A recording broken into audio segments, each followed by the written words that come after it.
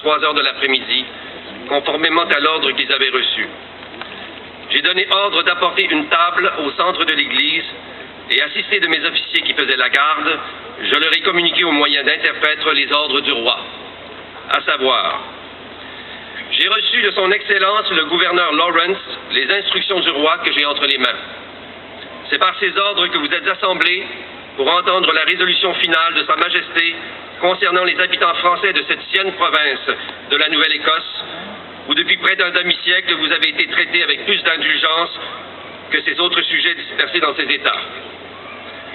Vous savez mieux que tout autre quel usage vous avez fait d'une telle bonté. Le devoir que j'ai à remplir, quoique nécessaire, m'est très désagréable et contraire à ma nature et à mon caractère, car je sais que cela vous affligera, puisque vous possédez comme moi la faculté de sentir. Mais il ne m'appartient pas de m'élever contre les ordres que j'ai reçus. Je dois m'y conformer.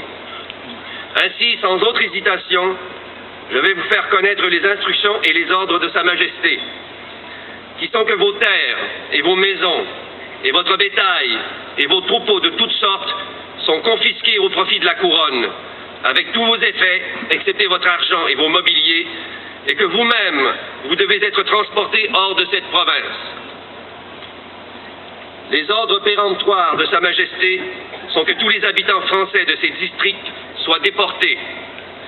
Et grâce à la bonté de Sa Majesté, je dois vous accorder la liberté d'emporter votre argent et autant de vos effets que possible sans encombrer les navires qui doivent vous transporter.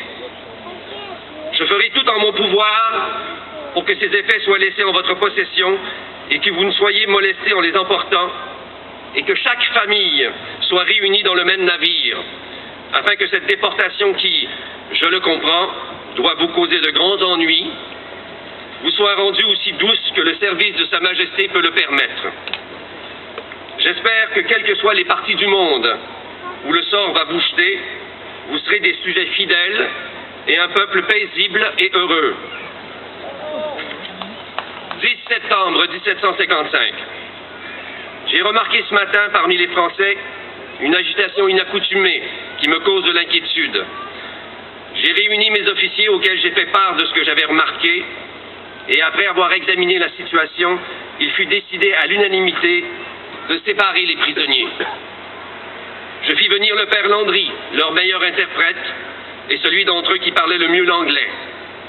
Je lui dis que nous allions commencer l'embarquement d'une partie des habitants, que nous avions décidé d'en embarquer 250 le jour même, et que nous commencerions par les jeunes gens. Je l'ai chargé d'avertir ses compagnons de cette décision qui l'a beaucoup surpris. Je lui dis qu'il fallait que la chose se fasse, que je donnerais ordre de mettre tous les prisonniers en ligne de 6 hommes de front, avec les jeunes gens à gauche, et que la marée ne me permettait pas de leur accorder plus d'1 heure pour se préparer. J'ordonnai aux prisonniers de marcher. Tous répondirent qu'ils ne partiraient pas sans leur père. Je leur répondis que c'était une parole que je ne comprenais pas, car l'ordre du roi était pour moi absolu et devait être exécuté impérieusement, que je n'aimais pas les mesures de rigueur et que le temps n'admettait pas de pourparlers ou de délai. J'ordonnai à toutes les troupes de mettre la baïonnette au canon et de s'avancer sur les Français. Je commandai moi-même aux 4 rangées de droite des prisonniers, composées de 24 hommes, de se séparer du reste. Je saisis l'un d'entre eux qui empêchait les autres d'avancer et je lui ordonnai de marcher. Il obéit et les autres le suivirent, mais lentement. Il s'avançait en priant, en chantant et en se lamentant. Et sur tout le parcours, 1 mille et demi, les femmes et les enfants à genoux priaient et faisaient entendre leurs lamentations. 1755.